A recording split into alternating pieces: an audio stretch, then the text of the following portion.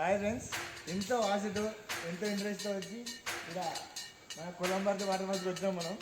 ఈరోజు ఒక చుక్క నీళ్ళు అయితే ఉంది కానీ వాటర్ ఫాల్స్ చూడండి.